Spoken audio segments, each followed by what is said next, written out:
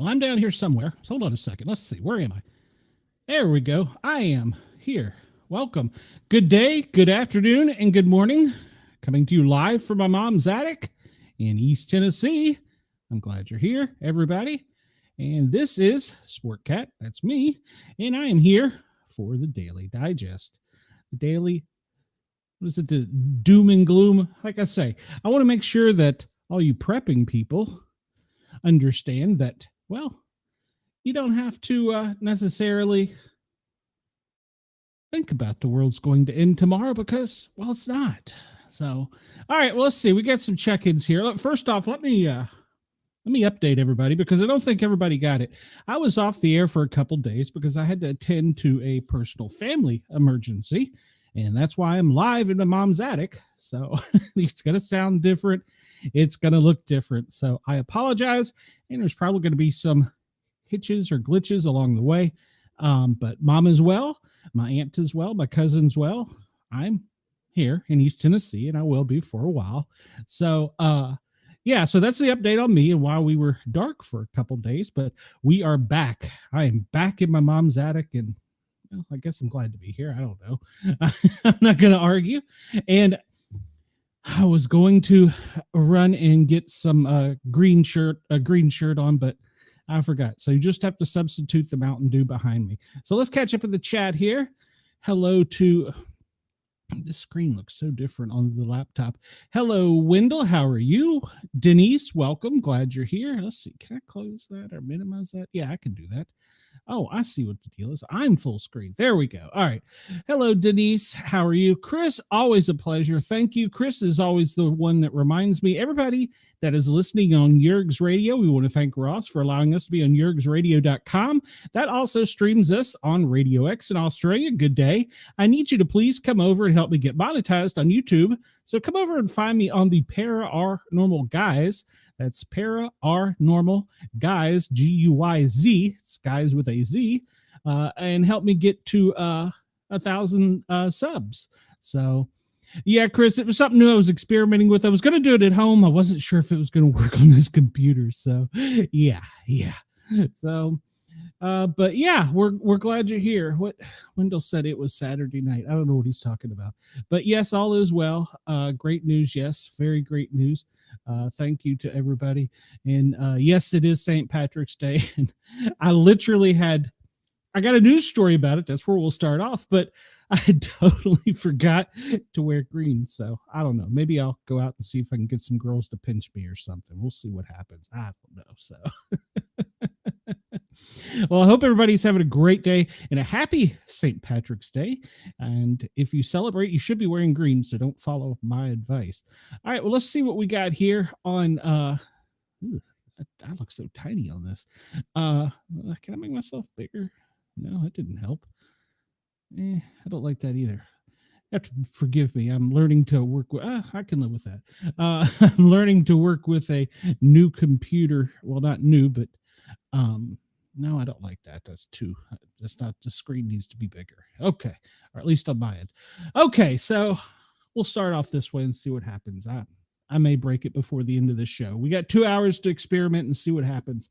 So we say happy St. Patrick's Day, but I did not know that, Stories of Resistance, the St. Patrick's Battalion, St. Patrick's Day, Mexicans celebrate and honor the Irish battalion that defended their country against the invading U.S. in the 1840s. We're going after Canada now. Does Canada? Boxing Day. So maybe Boxing Day will be a big deal. There is a wall in Mexico City with a memorial plaque for the Irish. By the way, guys, let me know if my audio sounds good. I don't know if I'm screaming or not. Mexico City has a memorial plaque for the Irish, but these are not just any Irishmen. They were members of the Brigada San Patricio, the St. Patrick's Brigade.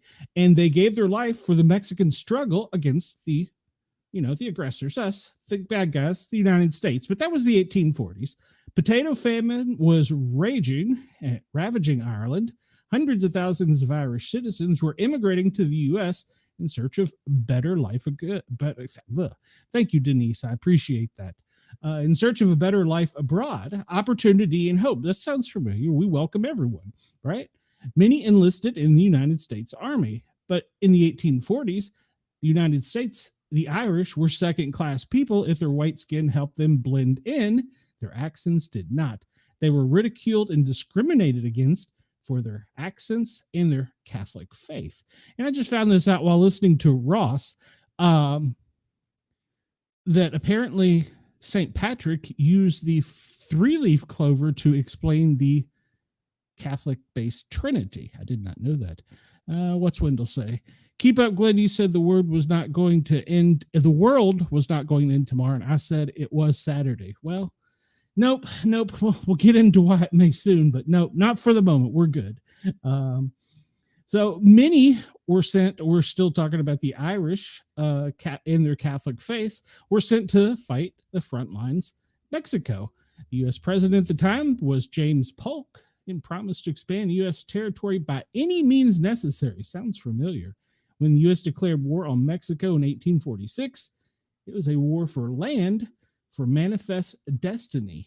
But for many of the Irish sent to the front lines, they were fighting for a country that was not their own, and this war of conquest didn't sit right. They identified not with Uncle Sam, Uncle Sugar as we call him, that's because they're always giving stuff away, but with the Mexicans defending their land against a foreign aggressor. It reminded them of their own fight back home and the rights to defend the Catholic Ireland against the Protestant British. Like the Irish, the Mexicans were also Catholic and seen as an inferior religion for the invading army. In Mexico, the Irish watched homes burn, violence, looting, and sexual assault by U.S. soldiers. War is war, no matter what time period. Remember, this was the 1840s. They were noticed, so they defected. Hundreds left the red, white, and blue and joined the Mexican army. Interesting. I did not know this. They were known as the St. Patrick's Brigade, or the Colorados, for their red hair. As many as 800 people would join the St. Patrick's Brigade. They fought under Irish Captain John Raleigh, and they weren't just Irish, a band of foreigners from a dozen countries across Europe, many of them Catholics. Remember the great Roman Empire that turned into the Catholic Church? So they marched under the green flag of St. Patrick's with the harp and shamrocks and the Irish words Erin go bragh embossed across it, which stands for Ireland forever. They fought in Monterrey, Matamoros, and several other major battles. Churubusco, I'm probably butchering this, and Mexico City was the last. Even as the U.S. ranks gained the upper hand and the Irish ran out of bullets, their brigade pushed on. They tore down the white flag of surrender and battled with their bare hands. Many bodies were left on the battlefield. The rest were taken and executed by American officers as traitors for deserting the ranks in the U.S. Army. But they are still remembered. From Ireland to Mexico, memorials still tell of their bravery. Stories are still told, songs are still sung. It's funny how a lot of history and tradition is done in music. In Mexico, they have their own remembrance, September 12th, which honors the St. Patrick's Battalion, and of course, St. Patrick's Day across Mexico. People lift a glass to the brigade of Irish soldiers who fought to defend Mexican soil against the U.S. invasion and the many who gave their lives. In recent years, Mexico City has even illuminated the city's Angel of Independence monument in green light to remember the St. Patrick's Brigade and their sacrifice for Mexico. All right, well, that's interesting. I did not know that. You learn something new every day, and that's interesting. All right, so that is your St. Patrick's Day brief. And we're not trying to take them over anymore. I think it's another country we're trying to take. We're going to send, what did I say? We're going to send the, I don't know what button I pushed. We're going to send the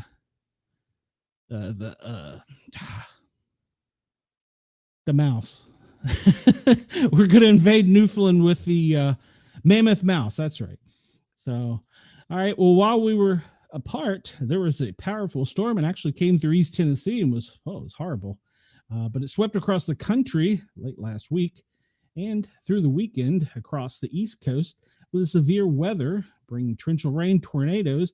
The storm left a trail of destruction. I was watching one news weatherman and said that the first hurricane tornado was 2 miles wide in I believe it was Mississippi, and another one followed the exact same path, and he was frantically telling everybody, call everybody and tell them to get back to their shelter, because they figured people thought they were safe because the storm had passed. But another tornado equally as wide and devastating was following the exact same path. So that monster is one of many that has left 40 people dead across the South and Midwest. So it's monster storms. It was horrible. They said there was at least 2 EF4 tornadoes, which I think 5 is the highest. I'm not sure. Hurricane force winds even battered the East Coast.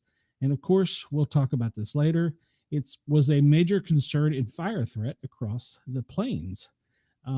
Yeah, there was fires in many regions, but yeah, we'll get into that with our fire news. But yeah, it was pretty nasty. All right, we discussed this, but this was one of the particular fires that was trending. A storm caused tornadoes and a boat fire in Pender County. This is up in the Northeast. The aftermath of the deadly storms and violent tornadoes, high winds, and thunderstorms. And it touched down and caught a boat on fire in the Wilmington area on Sunday. Sunday. A lot of thunderstorms and high winds, part of the severe weather that caused tornadoes and damage in several southern states, reached the region late Sunday afternoon. Lightning strikes sparked a boat fire in Hampstead, while a tornado was confirmed Sunday night around Rocky Point. The National Weather Service in Wilmington confirmed an EF1 tornado touched down near Rocky Point. And as Monday, this is in New Hampshire, there was no people injured. Well, it didn't say injured. Let's see. No fatality. No, it says no injuries. So let's see. Wendell says the Romans invented concrete that set underwater. Okay. And Chris, yes, you have two tornadoes hit your town in one day. You do not have the luck of the Irish. No, they did not. I was watching it, trying to keep up a little bit with the news and stuff that was going on, and it was horrible. All right, so we'll get into a little bit of news. To start off, that was trending. One of the things, if you follow the news, the White House declared a decision to ignore a judge that left a plane full of deported criminals continue to El Salvador. So what this stems around is there's a judge, he was a federal judge, and he declared that they needed to return, and he was blocking it. But the Trump administration says it disregarded a judge's order to turn around to plane loads, deep breath, of Venezuelan criminals, because the flights at the time were over international water, and therefore the ruling does not apply, or did not apply, Axios is saying, citing 2 senior officials, one who made it clear that it's very important that the people understand we are not actively denying court orders. The Trump administration argues that the U.S. District Judge James Boasberg overstepped his authority when he issued an order blocking the president from deporting roughly 250 alleged Tren de la Hagra gang members under the Alien Enemies Act of 1789. It's a wartime crime, or it's a wartime law that gives the president, the executive branch, immense power to deport non-citizens without judicial hearing. Though this will be headed to the Supreme Court, no doubt, I'm sure that we're going to win. That's the White House speaking, not me. That's what they told Axios. It's the showdown that was always going to happen between the 2 branches of government. And it seemed that it was pretty clean. You have Venezuelan gang members, bad guys. Okay. Of the 250, I think they broke it down. I saw somewhere. I think the least crime that many of them had committed was sexual assault on people, and especially children. That was the least of the 250 people's crimes, according to the stat I saw. So this will go to the Supreme Court. Child porn was the least of the offenses of the 250 deported. We'll show pictures of them after a while. Let's see. So many of them have been arrested, put in jail, released by judges back on the street and had committed crimes yet again. So they were really not good guys or girls. They were bad people, so they needed to be expelled, according to the U.S. president. So, and some people, Representative Mike Collins, said it's ridiculous that a Democrat president can import violent gang members, but a president can't deport them. Good point. Good point. So, what's good for one should be good for the other, right? You open the door for one, at the same time, the other one should be able to close the door. If you were following space, you saw that aliens came aboard the International Space Shuttle when the latest crew 10, I believe it was, came aboard. Sonny Williams, one of the new astronauts, came aboard, floated aboard the International Space Station wearing an alien mask. I thought that was great. So, and I believe currently, I'll have to check, but I believe the crew that was stranded for such a long period of time is now headed home. I hope they're safe and sound. I'll have to check up on that. Crew 10 recently launched their joint mission to bring the two astronauts who've been stranded on the ISS since June back down to Earth, but with greeting them with an extraterrestrial prank. The video posted on X of the newly arrived crew members greeted Wilmore, 58, and Williams, 60, by wearing an alien mask. The crew members playfully folded his arms while nodding towards the duo, who briefly laughed at the costume before they gave the camera a thumbs up. Shortly afterwards, they delivered their alien surprise. 4 more astronauts assigned to the long-awaited mission, Anne McLean, Nicole Ayers, Takusha Anicia, and Carol Peskoff, then entered the hatch of the spacecraft and happily embraced Williams and Wilmore. Crew 10 had a great journey up there, McLean 45 said in a clip shared by the space station. It only took about 28 hours to complete the first half of the mission. Good Lord, that's a long time to be sitting in a chair and basically you're not in control. Someone else is. Yes, I imagine without hairspray, so would mine, Chris. Her hair is definitely wild without gravity. The Ellen Ripley-inspired prank is a lighthearted welcomes for William and Wilmore, whose flight home was initially set for March 12th. However, NASA announced in the press release earlier this month that the mission will be delayed 2 days due to a hydraulic system leak. I think we talked about that. I'm not sure. But the crew got there on the 14th, and the mission seemed... No, they got there... Yeah, 14th. I don't know. This seems to be running smoothly, and it said that they would return on the 19th pending weather conditions. So I believe I saw last night, overnight, they were planning on disembarking the International Spaceship in, Rocket X, and coming home. So hopefully that got underway. I don't know if it was or not. Amid concerns on Earth, however, they're fearing that up at the ISS, experienced astronauts pushed back against Donald Trump's suggestion they had been virtually abandoned. We talked about this last week. They didn't feel abandoned, using the president's quote. They felt like they were getting in some extra time. And I got to admit, you're up there in space. You might as well, you're stuck. But you're not abandoned. You got food, supplies, you got clothes, you got rations. Have some fun, do a little work. Can't cash your paycheck, so imagine how big your paycheck will be when you come home. So looking forward to them returning to home. They had a great crew up there, and the replacements will be just as good, and hopefully we'll get them back safely here on Earth soon. You'll notice when they land, we'll cover that when they do land, you'll see that they'll be greeted by lots of men in hazmat suits.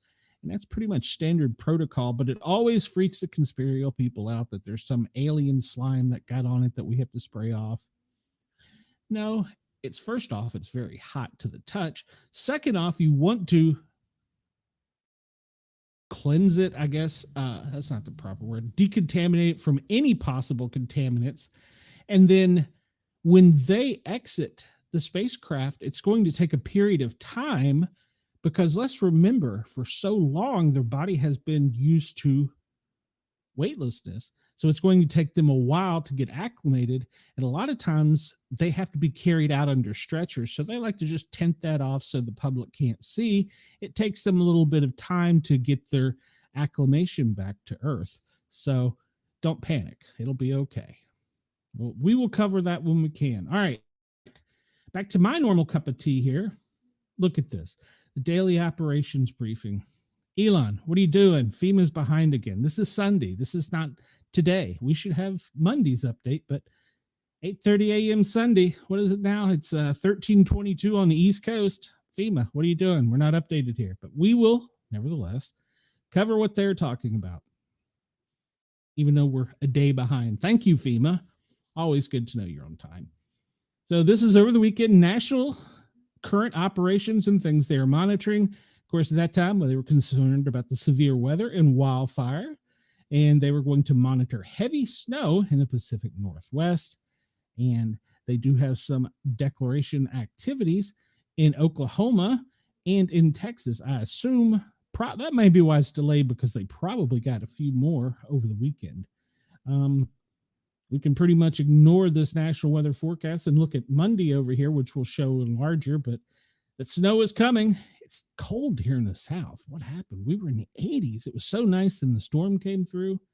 But yeah, nonetheless, today there's no severe weather expected, just snow and rain, mainly in the Midwest and the West. So the tornado outlook, well, yeah, that was pretty close. It did trend across the Panhandle all the way up to New England area, and as we read and talked about earlier, even up in New Hampshire. Fire weather outlook, we'll update this. This is pretty accurate, though, speaking of tomorrow. And this is pretty much just covering the severe weather over the weekend, which we really already know about.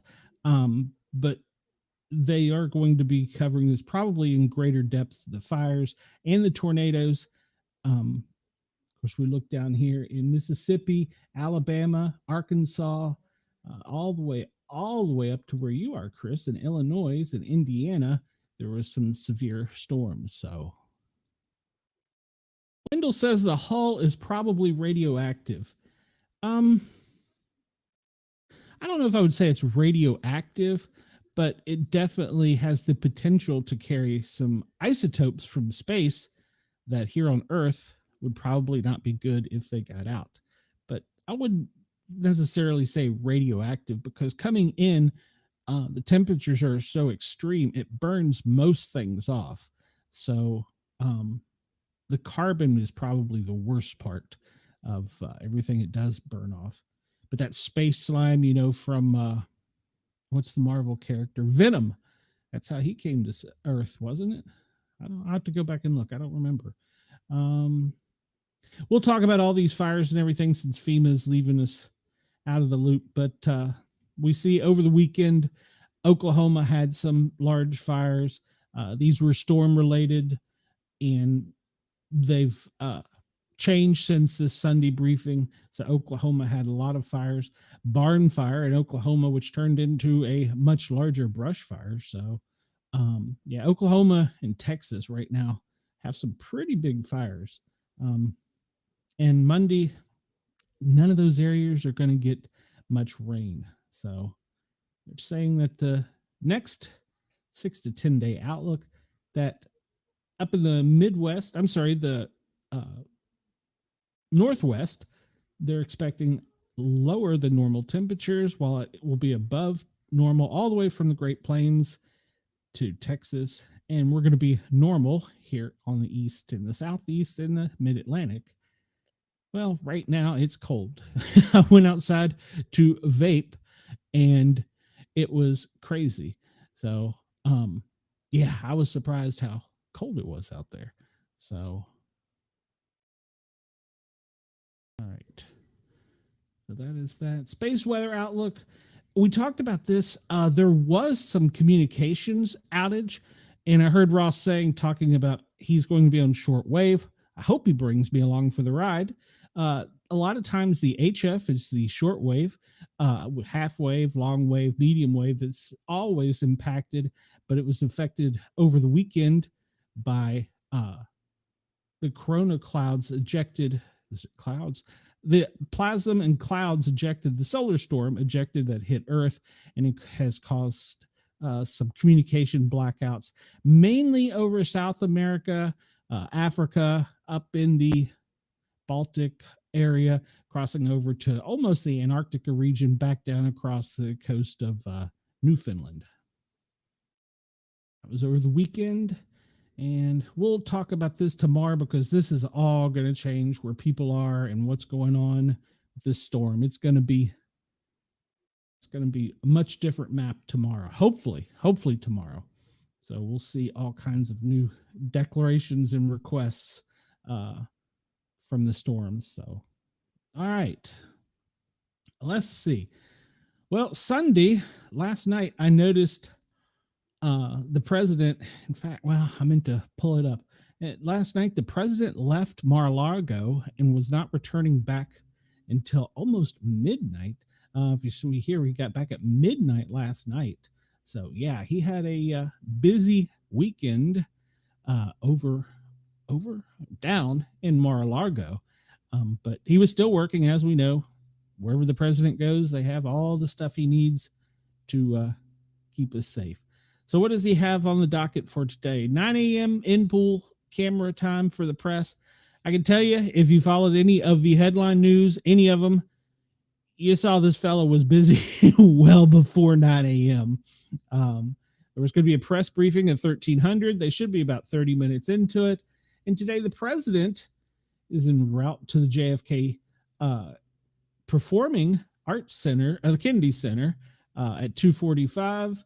And it doesn't really say, let's see what he's going to do there. He's going to be there and he's going to participate in a board meeting and tour. That's right. They have a new board because he fired all of them. And now there's brand new board and he's the chief executive, I believe, of the Kennedy Center. So he'll be over there performing the CEO duties while he's pretending. Ooh, Ross will get me on that one. While he is president. So, and we'll return at 5:15 back to the White House. All right. Let's see here. Let's make this bigger again because on my screen it looks so much tinier.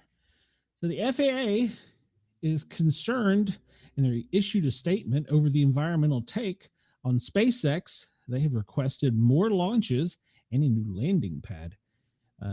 In Orlando, Florida, is where the story is breaking. If SpaceX gets its way, the Space Coast will get a lot more rocket rumbles, sonic booms, as the company increases Falcon 9 launches and builds new launching pads at Cape Canaveral Space Force Station in the Kennedy Space Center. If you ever get a chance to go down there, make sure you go to Merritt Island National Park. It's a unique park because, first off, it's on the Space Force base. Secondly, they have a driving tour of the park and you get a real feel for the Florida environment. And you can see a lot of the creatures out in the wild, just like you can in the Smoky Mountains. If you go to Cades Cove and do the loop, it's similar there at Merritt Island. Cades Cove, you could probably get out and take pictures of the bears. I wouldn't get out and take pictures of the alligators in Merritt Island National Park. But if you ever get a chance, go there. It's a great park. It's actually probably my first favorite, with Cades Cove following right behind. I know Cades Cove has a spooky history that I've talked about on the paranormal shows, but I have never looked to see if Merritt Island has any. Surely it does, being that right there by a space base.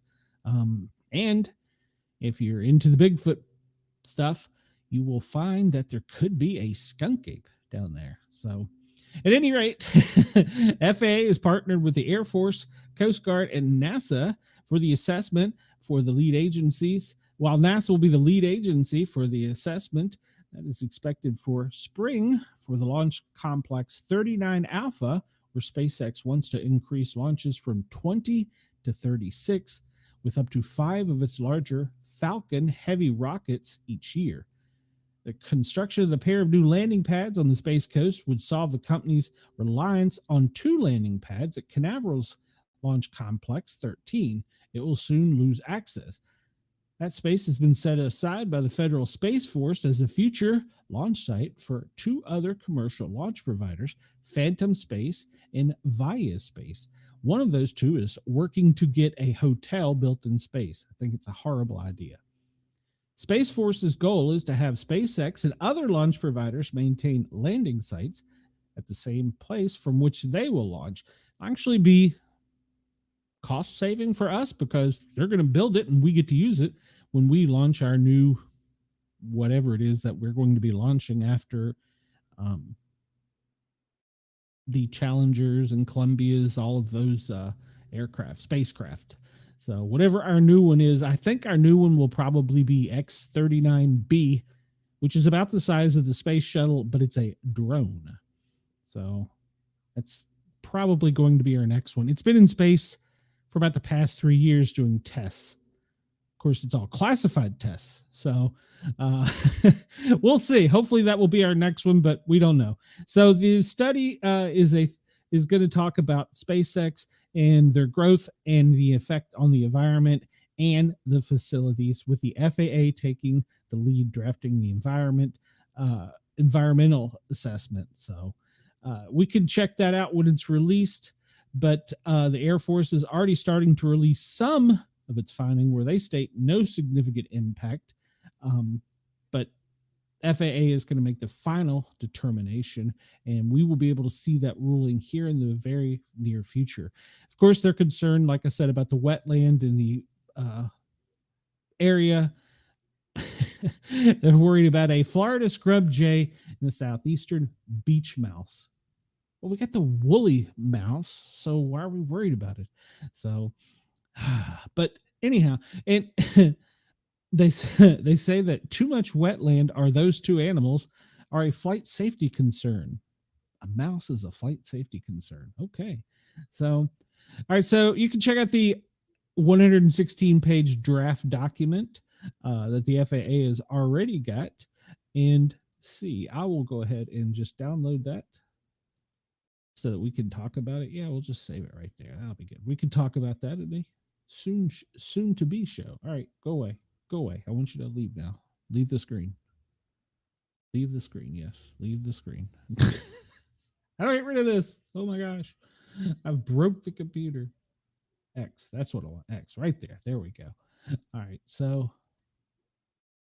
we talked about that with Space Coast. All right. We'll get into some of our stuff here.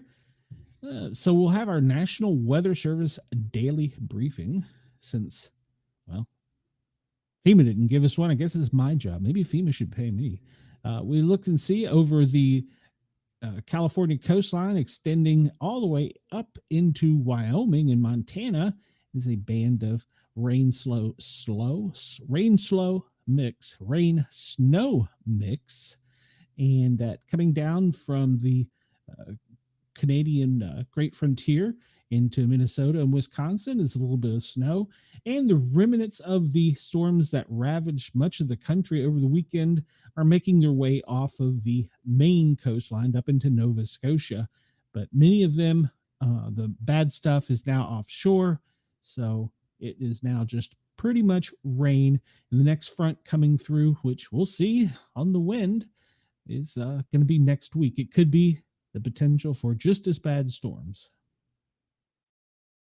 All right, so we'll talk about the fire danger, and here in a second, actually, we will see the NASA fire map. But this is, since we don't get to see this as often, this is the drought monitor of the United States. And I'm sorry, Australia, I forgot to, well, I'll check your radar here in just a minute. We see here that much of the Southwest is under a drought to extreme drought, while much of the East Coast, extending pretty much down to from the mid-Atlantic down into the South, is under a moderate to extreme drought. And a lot of times, I know Atlanta, they keep saying we're in a drought, but it's constantly raining. A lot of this is based on population as well. So Atlanta may show up in an extreme drought, even though we have had rains for so long, but we don't have enough water for the population, so therefore the government considers it a drought. So many states across the Midwest, The upper Midwest, the Great Plains are experiencing droughts, even up into Vermont, where I follow the weather frequently. We all know why. My son lives up there. They're considered to be in a drought, even though he sent me a picture. He started shoveling snow around my grandchild's playground area, and the snow, when he dug it out, was taller than my youngest granddaughter, or I guess she would be my oldest granddaughter, my oldest grandchild. And she's roughly 4, so she's like 3.5 feet tall. So there was a lot of snow around the playground. So, but they're still considered to be in a drought. So, all right, Alaska, you have just a little bit of drought along, of all places, the coastline. Hawaii, you have a drought. It's kind of odd to think you're on an island and you're in a drought. It's just weird to me, but all right. So there is the drought. And that'll bring us next to, well, where the fires are. We see the pink area shaded here, which is extending pretty much along the U.S. southern border, almost to the top of the upper part of the Midwest, but really staying down in the Great Plains where they are worried about extreme fire weather. Oklahoma was getting ravaged with fires. We see here that there's several large fires pretty much across the Midwest that they're battling at this time. And so we can get them under control with more rain. But the problem was the high winds. There wasn't enough rain, and the high winds extended a lot of these fires. So Wendell, down in your part of the world, we see the red dots. And if you look at the red dots, remember, this is what the satellite has seen, but boots on the ground does not necessarily confirmed that it's a fire. The corner of Atlanta in Georgia, Atlanta in Georgia, Georgia and Tennessee and Alabama, there's 2 fires. Up in the Smoky Mountains, there's 1 fire. And I think I pulled this story up, but there's about to be a war. I'll pull this area over here where we got it up. Between Tennessee, Alabama, and Georgia. Yes, there was going to be a legal battle because Georgia claims that they were not surveyed right, and they have improperly been punished and have therefore had their state lines reduced.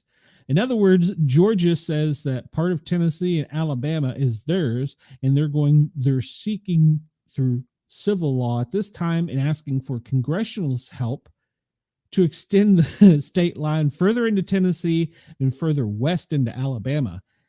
I can't wait to see how the judges rule and how Congress rules on that. That's going to be interesting. If you ask Bobby Dizzle, he remembers a timeline where it was not the way it was, and that almost up to Chattanooga was part of Georgia, and he said now it's in Tennessee. So Bobby Dizzle thinks that's the case. Let's see here.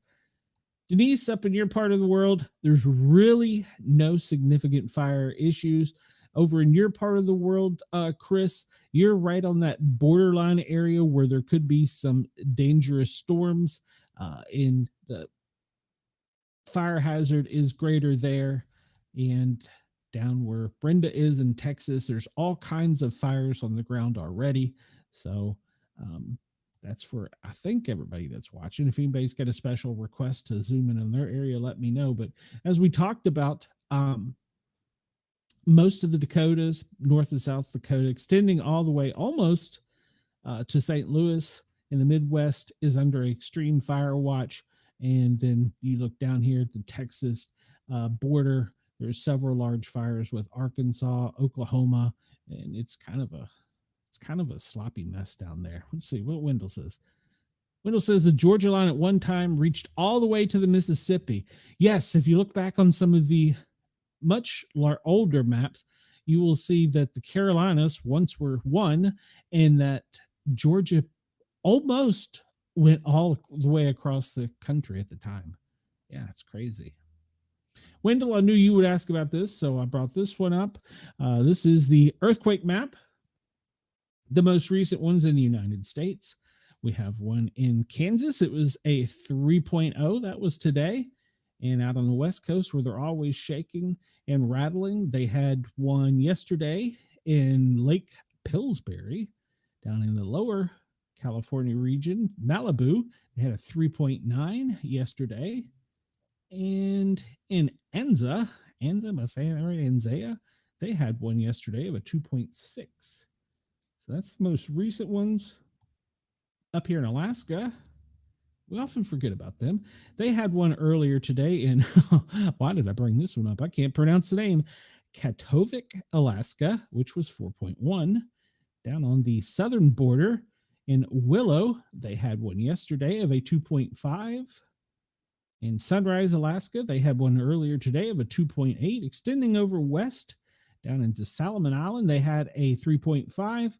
And down there, those little tiny islands we forget about, Rat Island, had a 4.4. They said at one point in time, these islands extended all the way over Bering Sea to Russia, and that you could almost walk there. It's hard to believe, isn't it? All right, so that is your earthquake update. Let's hop down to make sure Australia hasn't had any earthquakes. They have not. All right, so, and I did not bring up the radar for Australia. I said I was going to. I'll get it. Trust me, I'll get it. All right, so yeah, we're almost an hour in here, and I've got I got to get caught up here. All right, so this is our interactive map of air quality, and it actually doesn't look too bad today.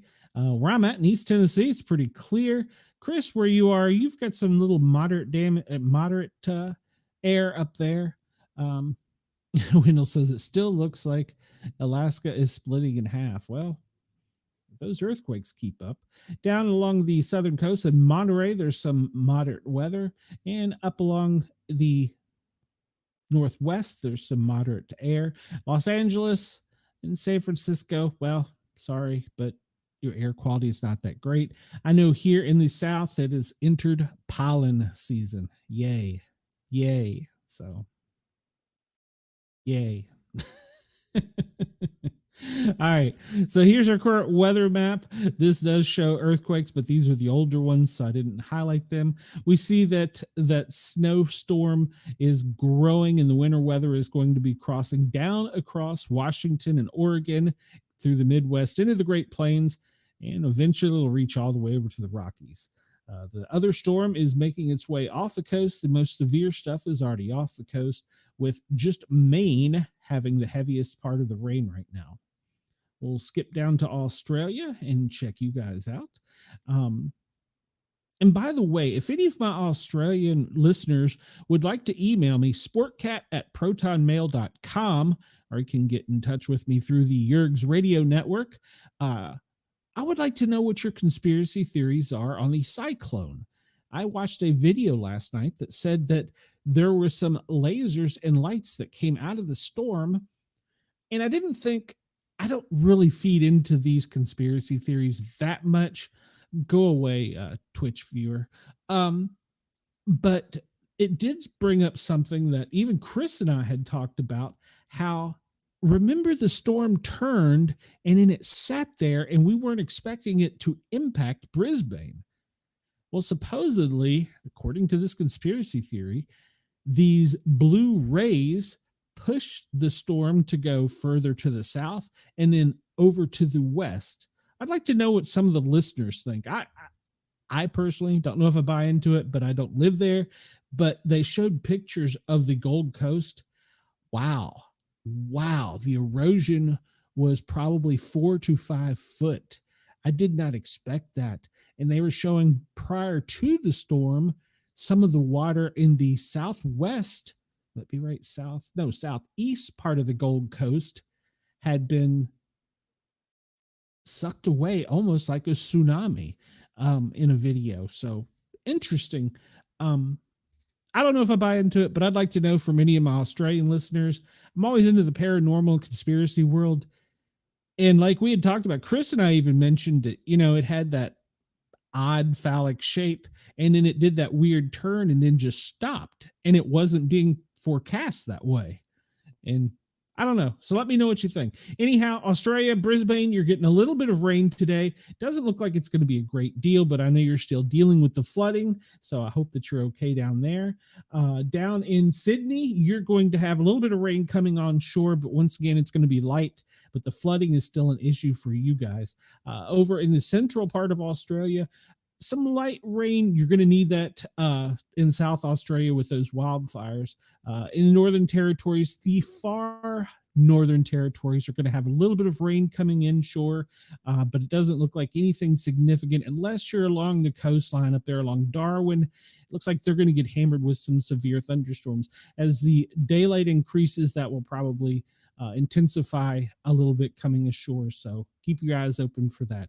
Over on Western Australia, up in the northwest section, you've got one cell that's trying to merge with another one. It's going to come on shore. Could be a little nasty later in the day as temperatures heat up, so be weather aware there. So, but that is your current weather radar for Australia. Up in Papua New Guinea, it looks like they have quite some storms up there. There is another cyclone, but it is affecting Asia, or is it affecting Africa? I can't remember. Or is it South America? I don't remember. I looked at it. It was Cyclone Jude that they were concerned about, but I didn't really cover it because we don't have much of a listenership there. Believe it or not, I have a listenership in Ukraine. Not really sure why, but Ukraine, aside for shells falling down on you along the southwestern coast of Russia, Ukraine, there's going to be some rain, but it's moving more to the southwest. I don't know why I have such a 3% following in Ukraine, but I appreciate all of you. I appreciate all of my fans, all of my listeners. Trust me, through the hard times, it's good to know you have friends when you get comments. So, all right, so we're going to hop over to the weather warning. This, once again, is public data. Anyone can get it. So this is the most, for the first time today, pulled it up on my laptop, and I'm doing something else, and then this voice has started in my head.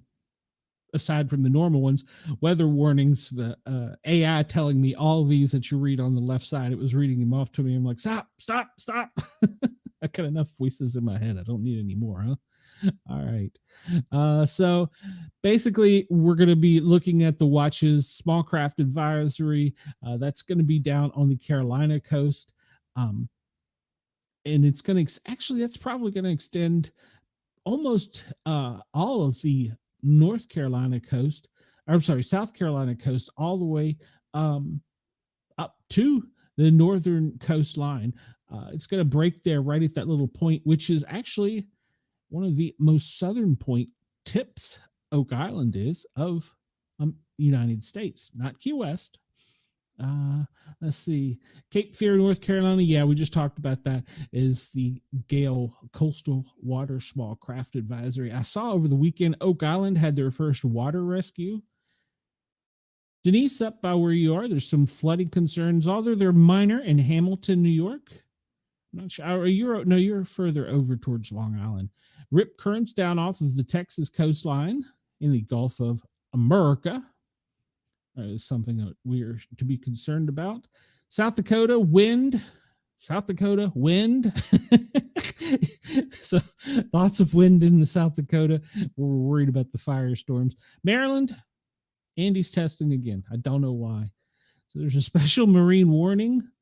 Wendell says you should talk to my friend River Morris near Queensland. Well, Wendell, you need to tell him to turn on Radio X in Australia and tune in the Sportcat Daily Gazette. Special marine warning. This is off of the coastline of South. Window, you got me confused.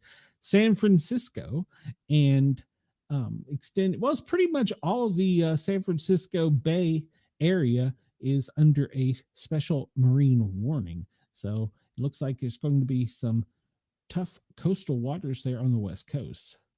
And Vermont, flood. That's up where my son lives.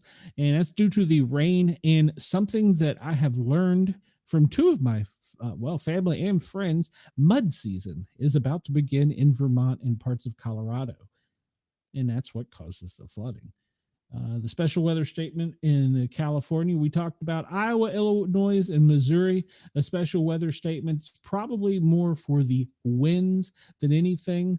Yep, windy conditions are expected across eastern Iowa, northwest Illinois, northeast Missouri, and sometimes they could gust up to 25 to 50 miles per hour as the strongest. So be weather aware in the Midwest. And let's see, those are the most recent ones. Wyoming high winds, yes, because of the storms, and flood warnings in Maine, New Hampshire. That doesn't surprise me. High wind watch in Colorado, um, especially the most elevated sections of Colorado is an area of concern. So be weather aware there. Red flag warnings in Illinois, Missouri, New Mexico.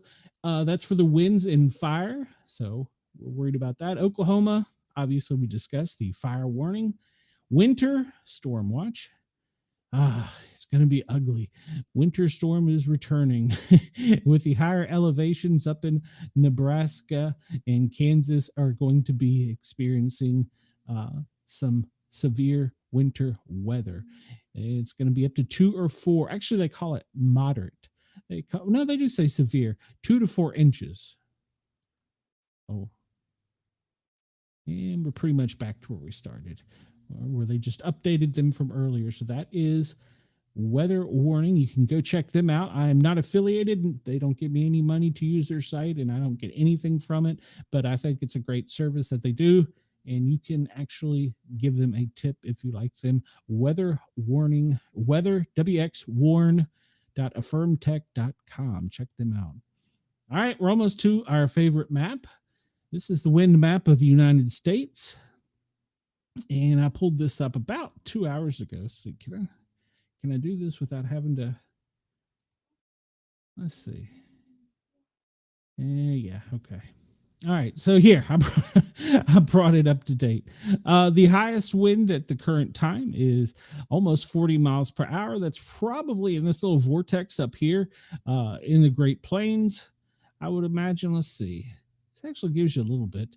You can zoom in on it, but most of the airflow current is coming from down along South America out into the Gulf of America. There's a little dry area right here that starts pretty much from the Appalachians down to Alabama and then drops straight down through the middle of the South, where there's a lot of wind coming off of the mountains, but it's kind of a little dry area right there. So be aware there. And along the Pacific, most of the moisture and wind is coming inland. It's going at northeast until it meets that vortex, and it's cycloning along up into the Great White North, where it is being brought back down as cold air to us. All right, and our favorite, let me fix this because this is a great map, but I like the ocean view. I'm sorry, the globe view. We'll put it back on. I currently have it on waves. Put it back on wind. I have been playing with this in my spare time here, and I really love this Earth map of wind. And you can do so much with it. You can pull up the currents and you can pull up the waves too. So Chris says, welcome back, beautiful 3D map. Yes, agreed. So pull it up, and it looks much similar in the in the AI world wind map, but it is much cooler, and you can see how the strongest that'll trough down along the Appalachia and the Atlantic coast from that storm being pushed off is kind of pushing the air down into, well, that would be what, Panama, down into there, but it's a little cyclone effect where it troughs back up over the Texas coastline and the Gulf of America, following the Rockies, extending up into Great White North, while we're getting the the winds coming off of the water of the Pacific Northwest coming down almost into the lower California region before that trough is pulling them up across the Rockies. So yes, so I do love this map. and that's why I decided to put it on my opening. Let's see, I can make it bigger. Let me do that because I know this is everybody. This is the fan favorite. If you're listening on Radio X Australia, Yerg's Radio, Rainbow Radio, or later on the day on replay of the show, you can find the world wind map and pull it up. It's AI and the wind map combined, and you can set it to globe and spin it around and see the wind, our waves, anywhere in the world. Let's go down to Australia and see what's going on with the wind down there. All right, so Australia, it looks like much of the, let's see, this would be your southwest, is pulling a kind of little trough down along the islands there and extending out, while it is also coming from the east, being sucked over to the west, slightly, not at a great significant speed. Looks like that little front off the shore there is keeping it from being too much, but it's kind of a little cyclonic event along the coastline of the, would be the southwest. And the winds are extending from the east to the west, but they're kind of mild on Australia right now. Yeah, we can pull this up to look at the waves too. Just, we don't have much time, but the waves are kind of cool. It still keeps the wind there, but it doesn't animate them. And you can see the wave movement in the world. Where are we at? We're over here on this part of the globe in America. It's kind of cool. I'm not going to attempt to pull up the, well, if we get time, I will. The world temperature map, that was the one that crashes my home computer. I don't want to test it on the laptop, but the warm water is not quite yet there on the coastline for the beaches yet. Maybe parts of the Gulf of America down in the southern tip of Florida in the Panhandle area is not ready yet for swimming. Spring break is underway in Panama, Jacksonville, Daytona. I know the beach is already full, but it's a little cold unless you're down around Miami. So, but there's the current wave map. You can see that the Gulf is just kind of doing the Gulf thing, and high tide's coming in and it's extending out to the Keys, and the waves are coming down. And that cyclonic event really is pushing the warmer winds or the warmer waves up from the equator, but not quite yet far enough to go swimming yet. I was telling Mrs. Sportcat we need a trip to Miami, and I will be dark. Ross will have my shows for those days, because when I go to the beach, I'm going to take some time for me and Mrs. Sportcat. So I've been in Tennessee so long, she deserves a beach trip. Or maybe she's just glad to get rid of me. Don't know. She may be glad to be rid of me. All right, the high winds across Missouri in the storms. We still have 22,038 people without power, and these are the greatest in yellow with 10,000 plus. Pennsylvania, because you experienced the storms most recently, you currently have 49,000 people out. New York, you have 18,000 out. So hopefully that gets restored. It looks like it's even extending down into, pull this up here, even extending. Okay, it's more along the, what would that be, the northwest portion. I can't pronounce some of these. Tompkins and Steedeben are the areas with the greatest power outages in New York. All right, let's bring this down here. And we'll exit this one. All right, so we have a lot to talk about since it's been a couple days in world events. Not only was it the weekend, but it was just crazy. The world went nuts over the weekend. All right, so let's see. Let's start up in the northeast. We'll jump over into New York, over towards Rochester, and they are talking about the storm damage there. 18 different events. We dropped down into Pennsylvania. It's still going to be storm damage, I'm sure. Let's see what we have here. Hail. Yeah, it's all, most of this is going to be storm damage all the way, Chris, into your area. Oh, no. An explosion. When was this? This was on Saturday. It's an explosion. Surrounding explosions in the United States. 3 men seriously injured in an explosion and house fire in Lake County, Indiana. Okay.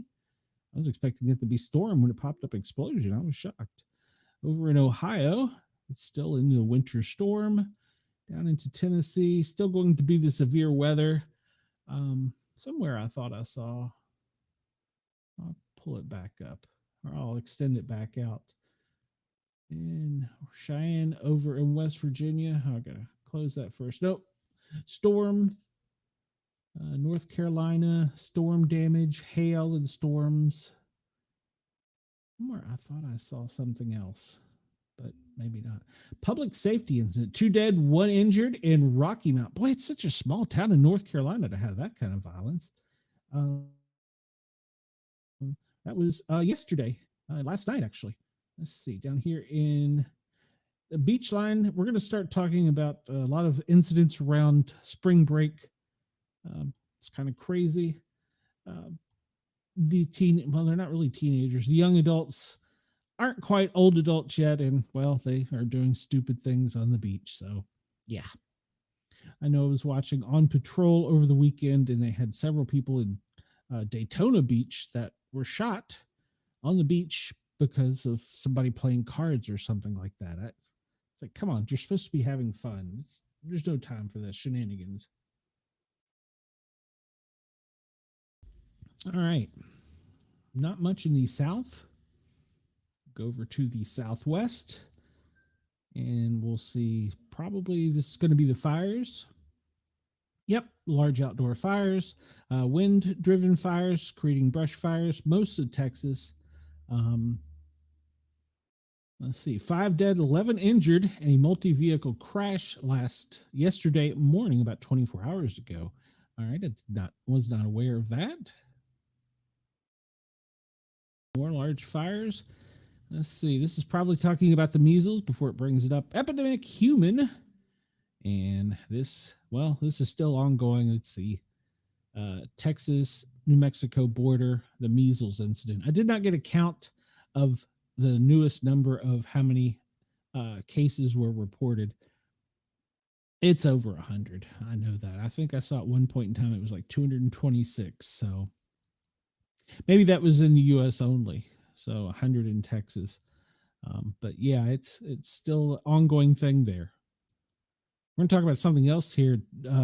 Speaking of the epidemic of measles, we're going to be talking more and more about the bird flu and how it's crossing over into our canine and feline friends, mainly our feline friends, and it's caused several recalls of food.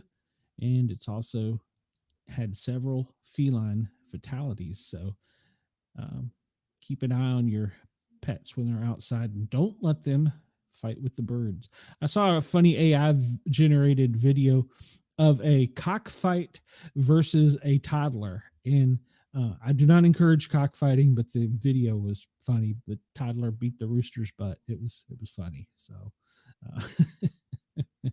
all right, so it's mainly measles in Texas. That is the big deal. Let's zoom out. Somewhere I thought I saw that there was another transportation incident involving aircraft. And maybe I was mistaken. Go over to California and look at the earthquakes and the wind. Kansas is probably going to be wind-driven storms. Yep, dust storm. And that was yesterday morning, local time for them. So with it being a dust storm, remember with the wind currents, it's going to meet up with the rain, and it's going to have some mud rain probably in the lower states of Alabama, Georgia. So we'll see that in the next couple days, and the conspiracy theorists will go nuts with it. Mud rain, people, mud rain. Remain calm. All right, so that's pretty much the events. Chris, I did forward it to Cheyenne for her to see. So yes, it was funny. If you want, I'll forward it to you too. It was just stupid funny. One of the few things of humor I got over the weekend. So it's been some tough times here. All right. I only bring this map up. We don't usually show this map because this is too much of the doom and gloom of how we're all going to die. But we'll learn later that, the US has a spending problem of $50 billion, and the $50 billion is usually the Department of Defense. So when we stopped bombing countries in the Middle East, we started funding a war with Ukraine. Well, when we stopped funding that, yeah, well, we're going to start bombing Yemen and probably Ireland next. So that's the reason I brought this up. The war machine is always busy. So 3 hours ago, drones have attacked a gas processing plant in Russia. 3 children were wounded in Pakistan, in Ukraine as a result of the Russian shelling. Zelensky has signed a law sending units of the armed forces of the Ukraine to other states during martial law. I don't know what that's about. Russian military intelligence was behind an arson attack on an IKEA store in Vilnius in May of last year, and the suspect is in custody in Poland. Interesting. And it says Russia will not allow rotation of IEA personnel into the occupied zone with their nuclear power plant in Ukraine. That's part of the discussion. The Kremlin has confirmed, we'll discuss this here in a little bit, that Trump and Putin are scheduled to speak on Tuesday. And top diplomats of South Korea and Ukraine are discussing reparation to the captured North Korean soldiers. Russian aviation conducted airstrikes in Ukraine. It lists all the regions. And yesterday, there was a push by the armed forces further into Ukraine. This is news I don't typically like to cover, but since we're bombing another country, I thought, why not? So, but most of this is the Russian-Ukraine war, currently and ongoing. I think we only bombed Yemen. It was a pretty small portion of the country for, I don't know. We bombed them a lot, it seemed like, for such a small area of the world. But at any rate, that's the American military might. So there you go. That's the war update, where you can see the Ukraine-Russian war is still ongoing with fighting, shooting, bombings, drones, all the good stuff, and all those words that get me on that list. So, all right. I bring this up only because it's updated since we last spoke. And we look at, this is from wastewater activity for COVID, and we look at areas that are still relatively high. Most of the southern states are high, extending up into the really the Ohio, northeastern Ohio, Atlantic border, all the way over to Illinois. It's pretty high. So COVID is still a real thing, even in Connecticut, down extending into New Jersey, New York, and Pennsylvania. New York, it's actually, Pennsylvania and New York, it's actually very low at the moment. The worst state, and this is probably because of the dry conditions, are currently Oklahoma and South Dakota following it. And it is spreading in Louisiana. Alaska, you're still in the moderate range. Sorry, I do not have any data for our Ukrainian friends. Influenza, well, it's coming to an end, but we can see that it's still kind of sketchy in the South, with Alabama and Georgia, Georgia being higher than Alabama, extending over into Mississippi, where it's not as high, but it's getting higher. Some states are not reporting. I don't know why that is. Illinois is still high flu activity, and we can see it's dissipating across the Midwest, except for sections of like Utah, Idaho, up into Washington. But otherwise, it's starting to dissipate some. RSV, that's still very real and current and going on, but it is starting to lessen up with the warm air. You can see pretty much from the Canadian border, Minnesota, Iowa, Nebraska, Kansas, it is still very high, but where it starts to get warmer in the southern region of the country, you see it dissipating. Wyoming is still very high. New Mexico is still very high. That's running with the measles thing too. So yeah. And see, emergency department visits were slightly increased due to the flu in the past month. RSV, not so much. COVID, not so much either. Actually, respiratory viruses were less than COVID. Epidemic threats of COVID pretty much along the Canadian border, with the exception Idaho.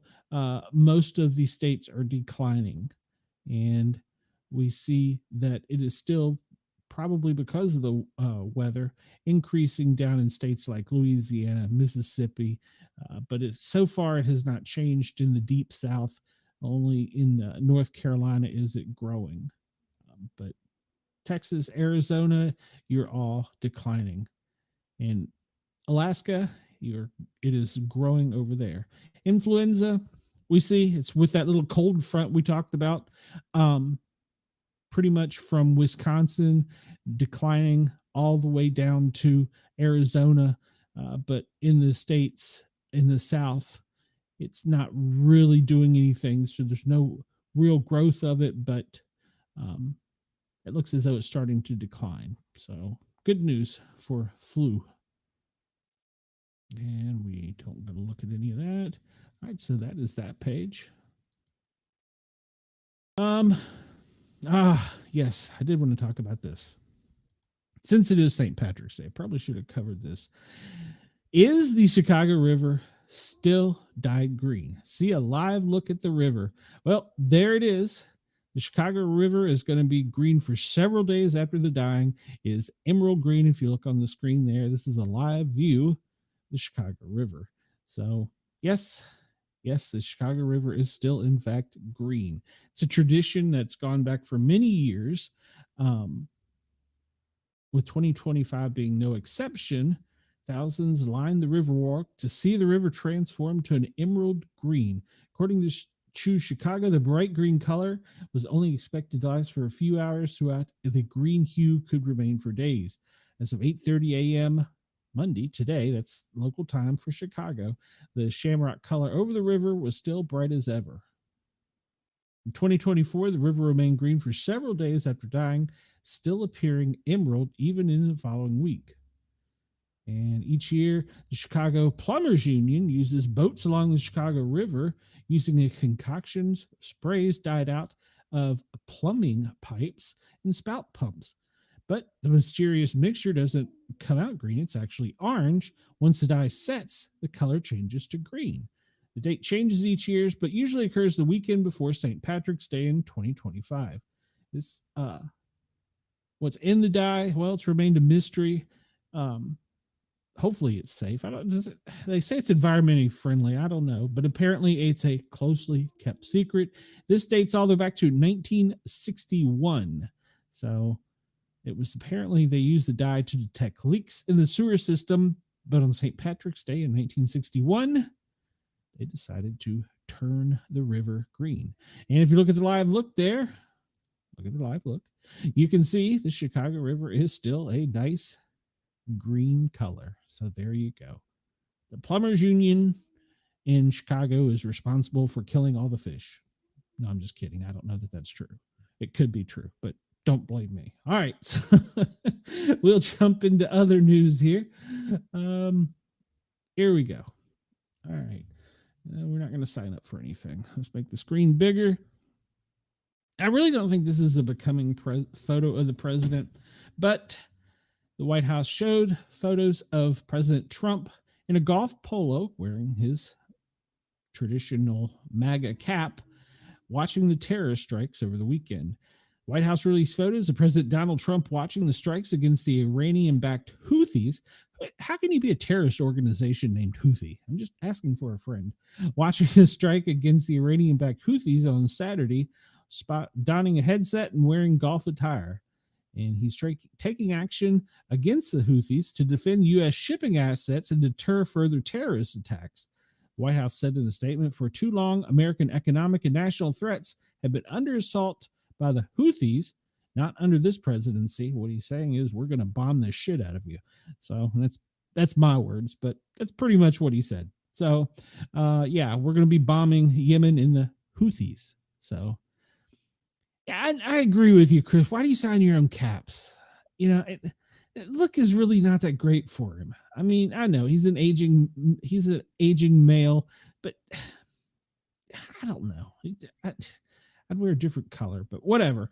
Trump ordered a large-scale air and naval against the Islamic terrorist group in Yemen, targeting their radar, air defenses, and missile system, and sporting his typical red cap and white golf shirt.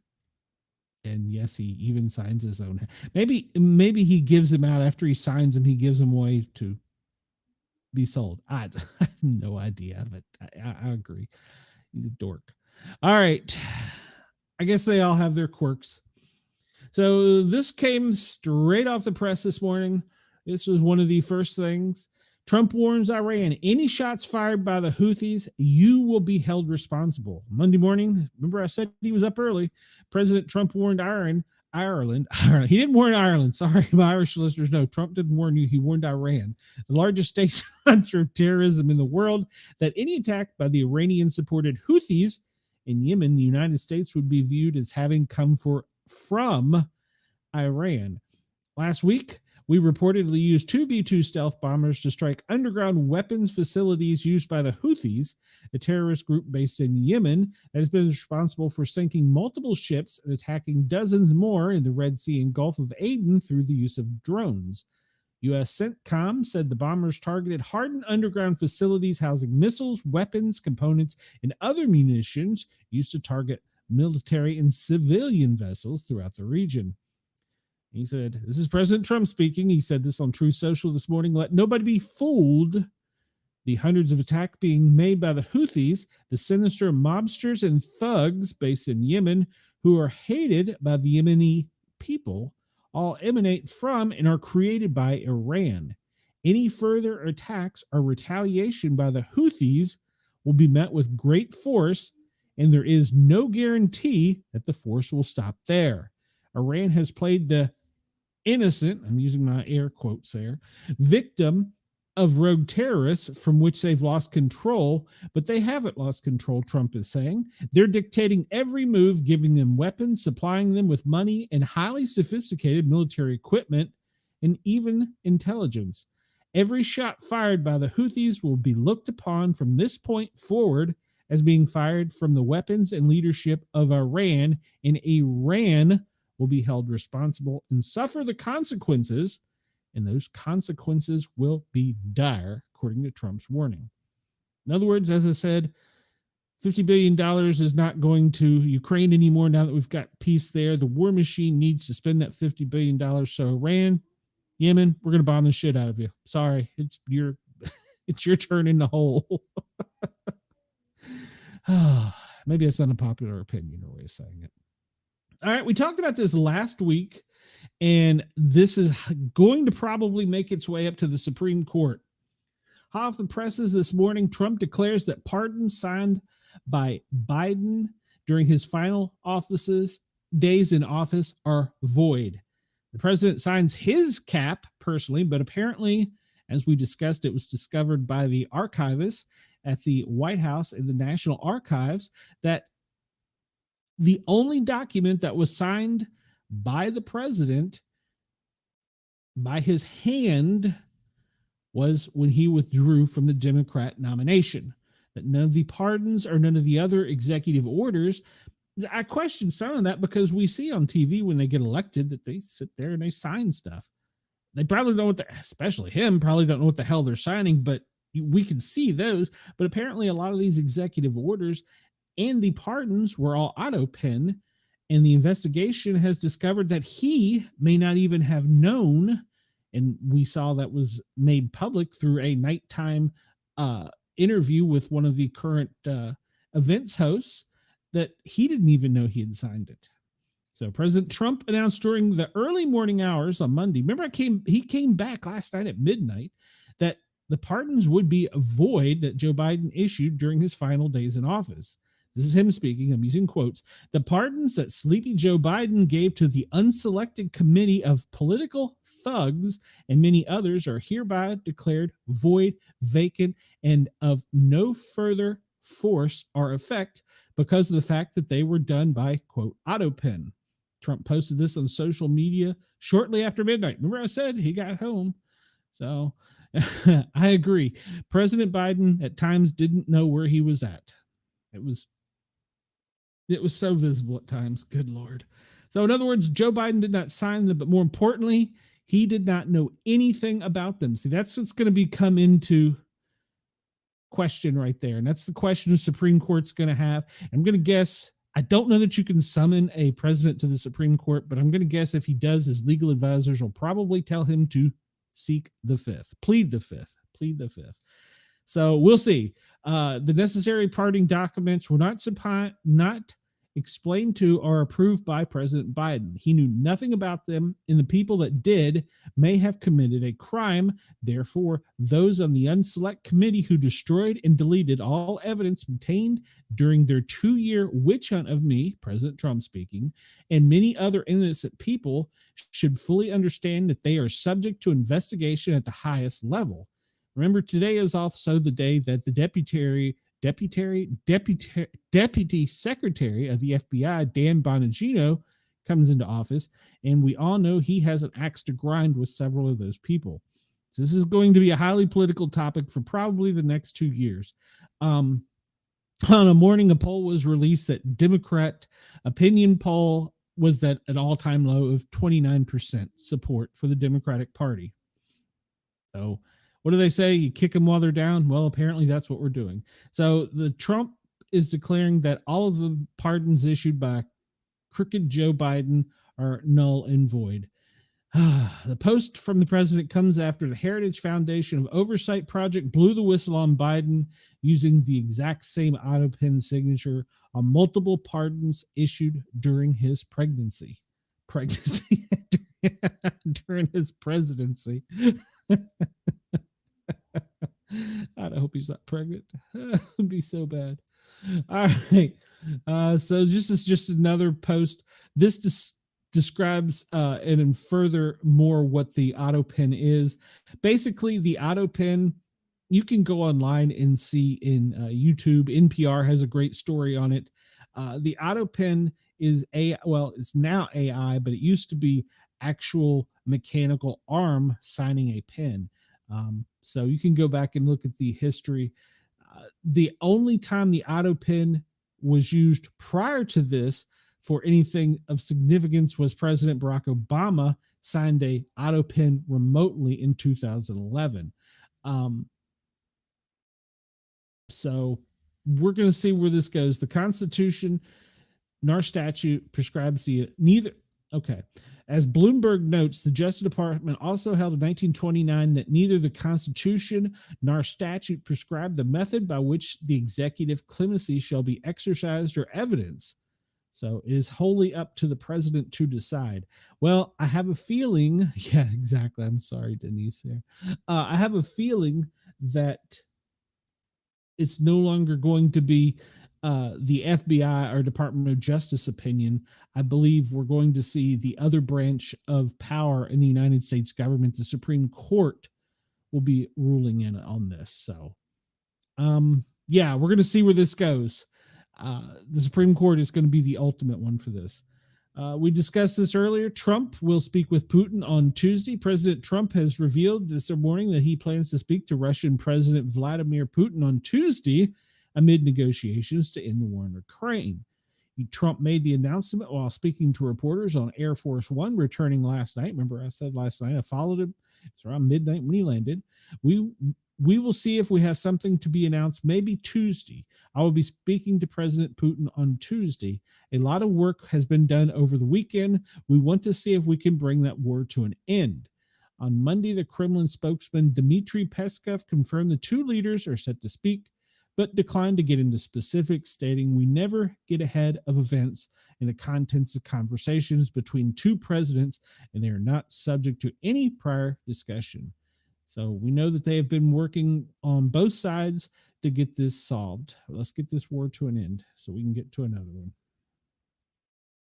As we discussed, did we already cover this? At least 40 dead over tornadoes and dust storms. Remember, because of the warm weather, they have dust storms. Fierce winds and tornadoes ripped across the country over the weekend, hitting the Midwest and the South. 24 of the deaths were attributed to tornadoes, while wind-fueled dust storms and fires resulted in another 16 deaths and at least 12 people were killed in Missouri, 3 in Alabama, 8 in Kansas, and 6 in Mississippi, 4 in Texas, and 3 in Arkansas, with 4 in Oklahoma. If you do your math, that's up to 40. Tens of thousands of customers are still without power. Well, we see now that's extended more up into Pennsylvania and New York, like we showed there. Missouri got a lot of their power back on overnight. President Trump said Sunday that he had activated the National Guard in response to the storms. Of course, FEMA, probably that's why we didn't have our map this morning. So the president's already hit the button for everybody to go and respond. So they get on the presidents. They've done it all the way back to, I think they even did Clinton, talking about the response from FEMA. Of course, FEMA was created by Reagan. But you have to remember, it takes time, and you've got to get those people requested by the local state government. So they can't respond until the state asks for help. And so if the state doesn't ask for help, then the Fed can't overstep, at least as far as coming in like that. All right, so we're going to get into this a little bit. Rubio rips censorship advocates for saying pro-terrorist foreigners have First Amendment rights. Once again, I think the Supreme Court's going to have to rule on this, but it is my understanding, as far as our Bill of Rights and our Constitution, those are things guaranteed to us as U.S. citizens. Not if we were to go to England and commit a crime, we would be subject to their laws. If we were to go to Russia and commit a crime, we would be subject to their law, much as these foreign persons coming into our country are subject to our law. Secretary of State Rubin called out those who are supporting pro-Hamas activists. I'm not going to pronounce his name, Mohammed Khalil. I probably got it wrong. First Amendment grounds, while many of them have advocated for censorship online in the past. Rubio made the remarks during a Sunday interview on CBS News Face the Nations with Margaret Brennan when asked about the matter after Kahali was arrested by the Federal Immigration Authority 2 weeks ago. This is him quoting Secretary Rubio. I find it ironic that a lot of these people out there defending the First Amendment speech, alleged free speech rights of these Hamas sympathizers, they had no problem pressuring social media to censor American political speech. So I think it's ironic and it's hypocritical. But the bottom line it is, if you are in this country to promote terrorist organizations, to participate in vandalism, to participate in acts of rebellions and riots on campus, we never would have let you in if we had known that. And now that we know that, you're going to leave. Good for him. He said he's pushing back. He said, push back. Take a deep breath. We don't want terrorists in America, he said. I don't know how hard that is to understand. We want people. We don't want people in our country that are going to be committing crimes and undermining our national security or public safety. It's that simple, especially people that are here as guests. That is what a visa is. Yes, it is a guest permit.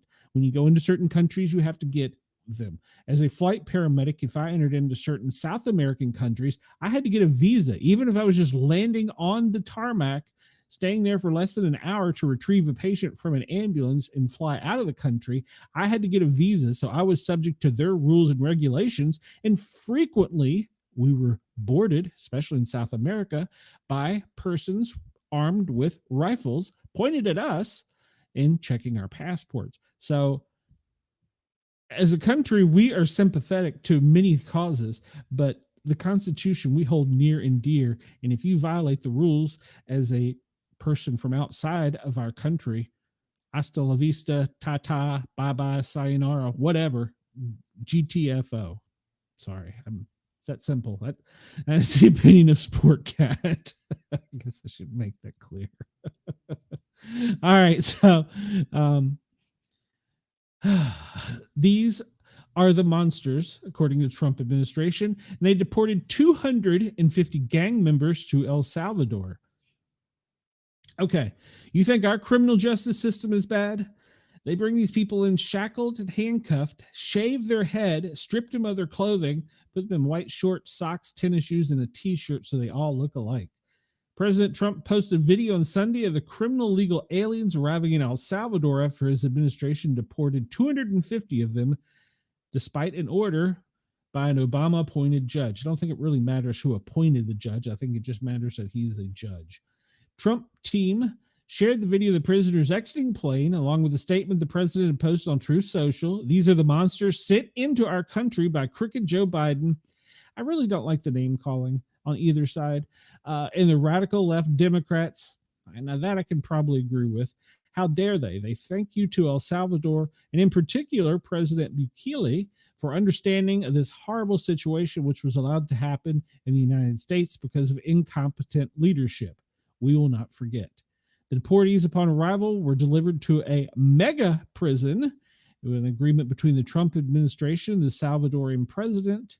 And we can see there they were held down, shaved, all facial hair gone, and all the hair on your head. They shaved you clean.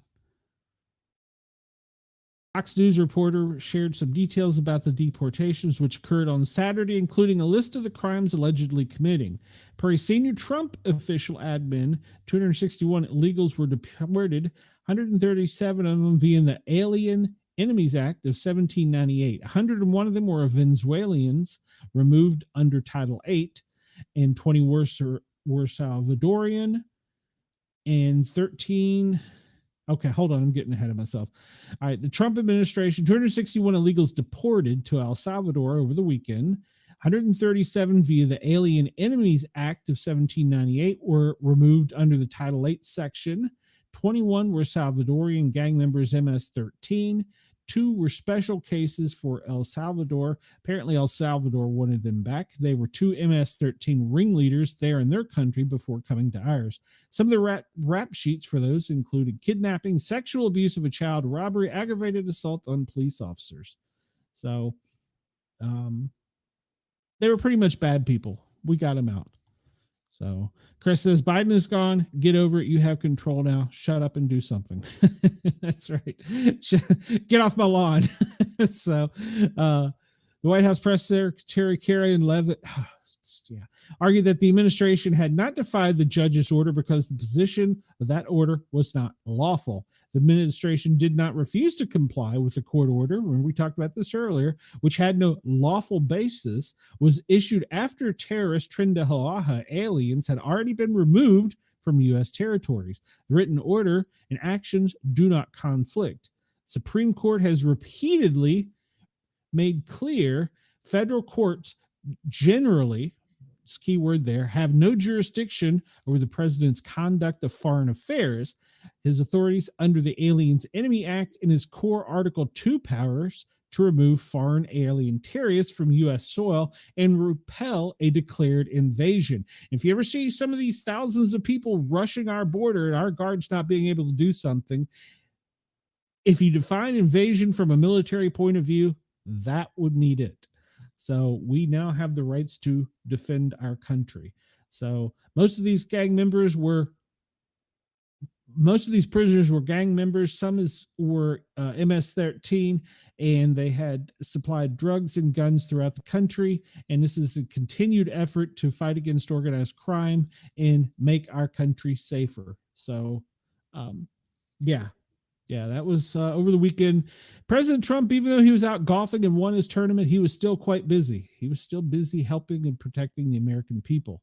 Unlike prior leadership where perhaps they may not have done anything and just turned a blind eye, if they even knew what the F was going on.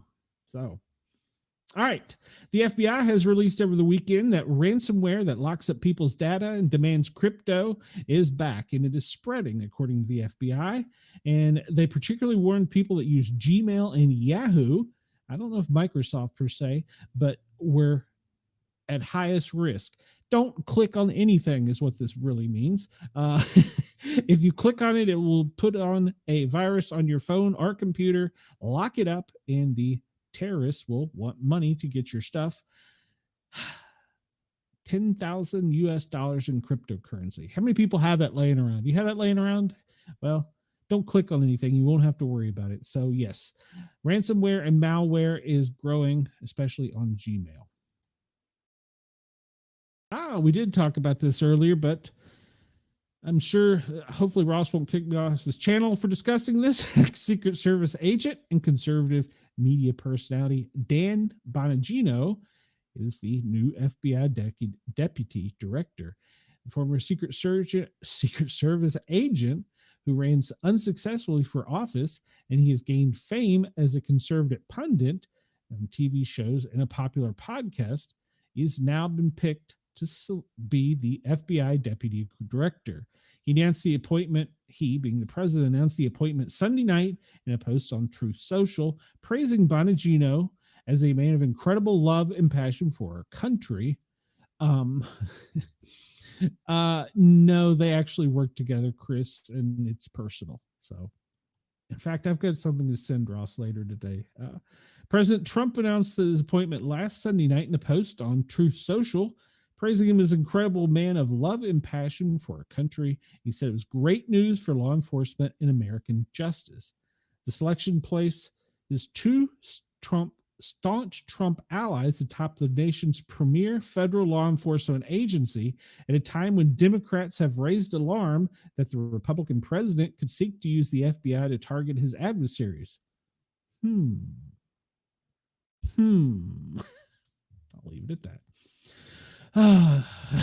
So Bongino will serve under Kash Patel, a Trump loyalist, and who was sworn in as FBI director at the White House on Friday. And they have signaled the intent to reshape the bureau. They're going to shake it up, including the relocating of hundreds of employees from Washington headquarters and placing greater emphasis on the FBI's traditional crime-fighting duties.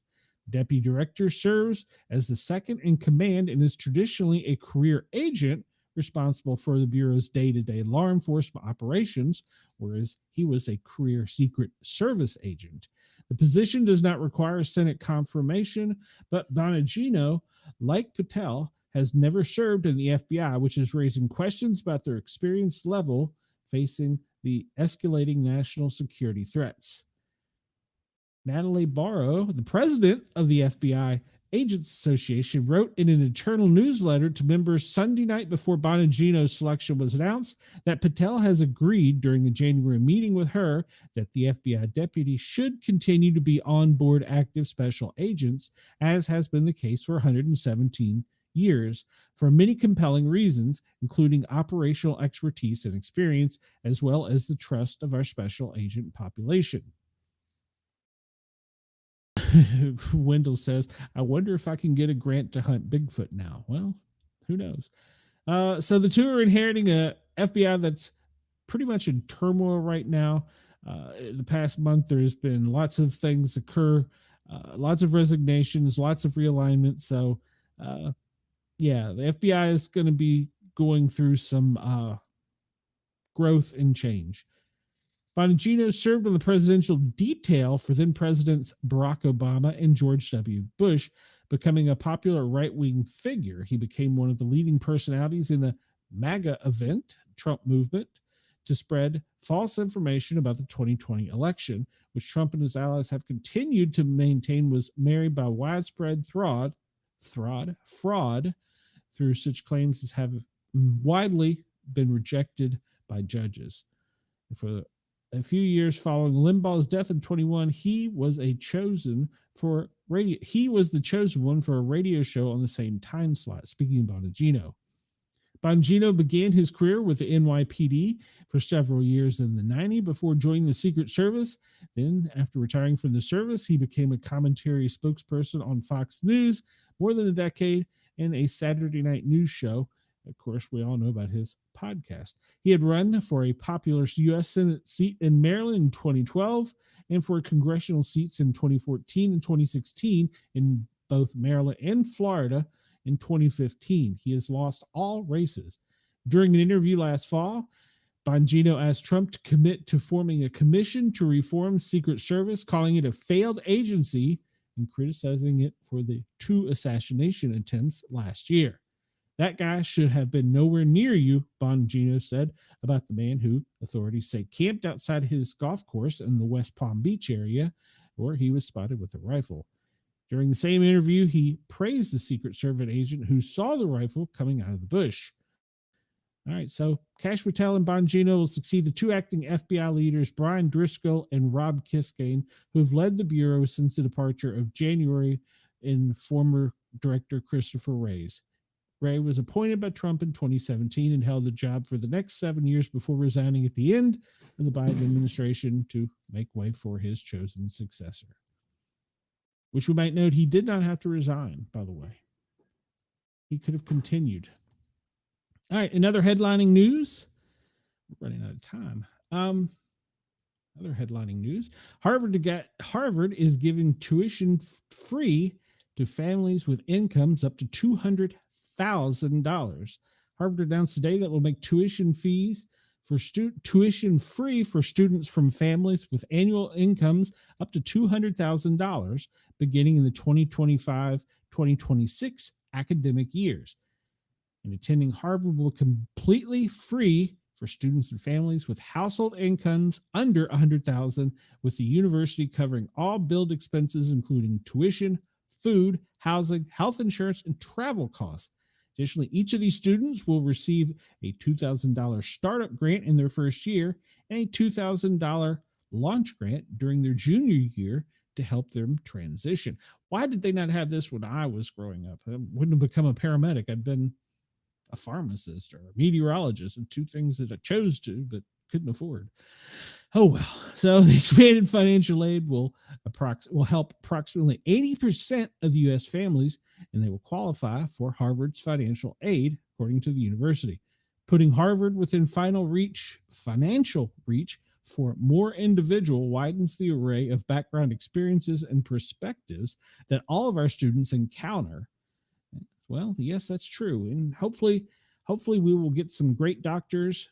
God, I hate to say this, lawyers from this. So thank you, Harvard, for lessening the burden on middle income America. Oh, we talked about this. What button did I push there? Oh, I don't want that. What button did I push? Go back. All right. Another cat food brand recalled due to possible bird flu contamination. Savage Pet is the name of the brand, and it has been recalled because it is contaminated with bird flu, and it's for 66 of the company's large 84-ounce boxes and 74 of the company's small 21-ounce boxes. The affected products come in the cardboard boxes with handles that form the shape of a cat's head. Aw, isn't that cute? Sportcat approved. The cat food boxes were distributed across 5 states: California, New York, Pennsylvania, and Washington. So if you have Savage cat food, it has been recalled. Please check with your local store. This comes after bird flu is growing and increasing, killing the avian population, and is now starting to infect the feline world. So no human infections have been identified as crossing from pets to owners, but I'm sure that will probably come next. So take care if your pets are outside and they're anywhere near birds.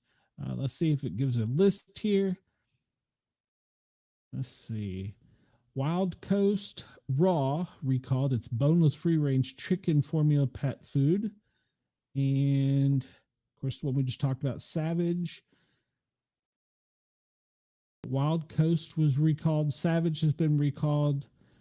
And, of course, the American Veterinary Medical Association has issued a warning about bird flus attacking cats. Cats are already susceptible to the H5N1 virus, with several feline cases linked to poultry or wild bird exposure before the outbreak in cattle. The organization said in the statements on its websites, cats appear to be particularly susceptible to severe illness, often resulting in death. Whether infected cats can infect other cats is currently unclear. However, the possibility cannot be dismissed. So keep an eye on our feline buddies, with several cat foods being recalled. Right. It's cat food. Another popular story, PepsiCo is buying out the prebiotic soda brand Poppy for nearly $2 billion. Has anyone tried a Poppy? I have not. I understand they're quite popular, but I've never tried a Poppy. March 17th, that's today, PepsiCo said that it is purchasing the prebiotic soda called Poppy for $1.95 billion with a B dollars. That brought the shares of PepsiCo up this morning in early trading. We didn't look at the market. Young Americans are traditionally turning to healthier sodas and energy drinks as part of a broader shift to fitness and lifestyle products that rival Coca-Cola. And this is simply expanding our brand to simply Poppy. All right. So, yeah, Pepsi also, of course, we know they own Dr. Pepper, is extending into the health food drinks by buying Poppy. I've never had a Poppy, so now I'm going to go try one. So there you go. That's one of the headlines in today's financial world. Got so many, I got so little time. Forever 21, I've never been there, but apparently they are closing all U.S. stores and filing bankruptcy. Forever 21s in the U.S. are poised to go out of business after the company that owns them filed for Chapter 11 bankruptcy. Why it matters, the retailer has about 354 stores, 9,200 employees, was a pioneer in fast fashion, becoming a once ubiquitous presence in American malls and destination for teenage shoppers. Probably why I don't know anything about it. Forever 21s are closing now due to the bankruptcy of the parent company. All right, so if you want some stuff from Forever 21, you better hurry because they're closing. I'm sure you can get a sale right now. All right. We're college basketball. We will go over more tomorrow since I'm running out of time. The men's and women's brackets have been released yesterday in soccer. Nashville beat Philadelphia, and LA Galaxy and Portland were tied. Josh Berry was the winner of the Pennzoil 400 in NASCAR. NBA highlights: the Magic, the Lakers, the Nets, and the Thunder were all winners. We'll cover that tomorrow. In golf, I don't know if that's Jeff. Neiman was the winner in Singapore. So that was your top sports scores. We'll go over more of sports basketball stuff soon because, well, we're running out of time. And I got a few things I wanted to get to. All right, so Coach Tobin has been fired after 2 seasons after losing the championship, the MAAC championship, to Mount St. Mary's Saturday. And, well, Iona fired their head coach after just 2 seasons per statement from the university. You lose, you're out. So, latest headlines, we will go over some of these tomorrow. I'll try and make more time for the sports fans. I apologize, but there's a lot going on in the world, and I had to catch up. One of the headlines was Texas signed cornerback Derek Stingley Jr. to a 3-year extension of $90 million. That's a lot of bucks. Miami Dolphins signed former Steelers first-round draft pick. Yeah, he's going from the NFC to the AFC, and, well, he's got a large sum of money waiting on him. So congratulations to him. I was trying to see, that was the top headline of how many millions he made. They make too many millions. They need to start spending that money on public safety. So sorry, that's just me. MMA news, McGregor, you know who Conor McGregor is. He's popular in the MMA sport, is going to meet with Trump as he complains about Ireland's illegal immigration racket. Yeah, 90 million is bargain compared to what Pepsi spent. Agreed. The 36-year-old appeared at the White House briefing room during a St. Patrick's Day visit to D.C. and is set to meet with the president later this afternoon. It wasn't on his schedule. MMA fighter Conor McGregor is meeting with Donald Trump today for talks on Ireland's illegal immigration racket. The 36-year-old appeared in the White House briefing room during his St. Patrick's Day visit to D.C. and is set to meet to president later today. He told a reporter he is visiting to raise the issues of the people of Ireland. What's going on in Ireland is a travesty, he said. Our government is the government of zero action and zero accountability. McGregor warned Ireland is at the cusp of potentially losing its, quote, Irishness due to the illegal immigration racket. Yet he wants to learn from and listen to President Donald Trump, whose work ethic he called inspiring. Wow. Talk for too long. He added that he wants to learn and listen. Okay. Ireland and America, we are siblings. Remember, we talked about this earlier. We are siblings. We consider America our big sibling. So it's important for Ireland to be a peaceful, prosperous country for 40 million Irish Americans to have a place to visit to come back to their homes. Remember in the 1840s when we didn't like them? So we wish our relationship with the United States to continue, and we wish to be taken care of by Big Brother. Yeah, that's not a good name for the federal government. They should look out for their little brother, according to McGregor when he was speaking after Carolyn Levitt.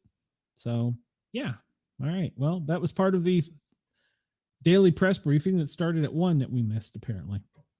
So, St. Patrick's Day around the world is a day rooted in community, humanity, friendship, and fellowship. Remember, in Mexico, it was a war. So, Conor McGregor remarks are wrong and do not reflect the spirit of St. Patrick's Day are the people of Ireland. And Trump is well known for his support of Ultimate Fighting Championship, which McGregor is best known for competing in and attending bonus bouts during the 2024 presidential campaign. So, yeah.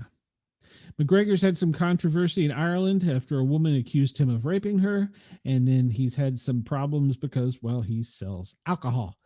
I actually want to try that. So he's a, what I call it, lightning rod figure. Speaking of lightning rod figures, we talked about this last week. Miley Cyrus has got a brand new look, and she's introducing a new chapter in her lengthy career with an album called Endless Summer Vacation. And it easily stands out as her top performance in many respects, but is also her most respected release. She didn't come in on a wrecking ball half naked. I kind of like the other way. Just me. All right. Cyrus has been hard at work for her next full-length album that has dropped a number of hints on the collection, even sharing her idea for how massive it could be, as well as the title. But fans have been waiting patiently for the campaign to officially begin. While she has not announced the single or upcoming album, Something Beautiful will drop, and it looks like the first 2 teases have arrived. She is starting promoting her new album. So Cyrus's Something Beautiful have been in a number of major cities in the past few days. The visual appears to feature musicians in avant-garde fashion. Vintage Thierry Mugler, based on her comments by the designer. Her face is obscured. The poster is clearly connected to Cyrus, as her name is written in small font at the bottom, sending people to her website. And Something Beautiful is the text focus. Quick look at her website does not show any signs that Something Beautiful or any tunes from the project are about to be shared. The homepage only features a few snapshots of the superstar. Clicking on the musical tab will take viewers to a tune she released with Pharrell Williams over a year ago. So is Miley Cyrus about to pull a Beyonce? Cyrus told Harper's Bazaar magazine in a cover story interview that the visual component of this is driving the sound. It seems that Something Beautiful will be a visual album similar to Beyonce's Lemonade. Didn't Lady Gaga do that also? That could be seen as the next step in her becoming not just a famous figure, but she's achieved that, but a powerhouse in the music industry, as well as a true artist. I prefer the wrecking ball half dressed. I don't know. Maybe it's just me. All right. So it's set to arrive sometime this year, and we're looking for it to come out. It'll probably be a spring release. So hopefully looking forward to that. All right, this was another trending story. This is about Kat Dennings. She shared why she was iffy about playing a mom for the first time and how her real life helped her get comfortable. Shifting Gears is one of the best known TV shows for the 2025 TV schedule. I've not seen it. It is not just because of Tim Allen, who has a knack of doing sitcoms. Kat Dennings is also crushing it as her role as Riley. A newly divorced mother just trying to do the best for her kids.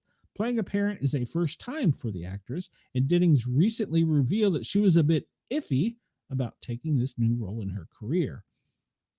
Those who haven't had the chance to catch up on the ABC sitcom should make use of their Hulu to catch up, as Dennings is great in her return to network television. The actress was greatly received on Not Gonna Lie with Kelsey.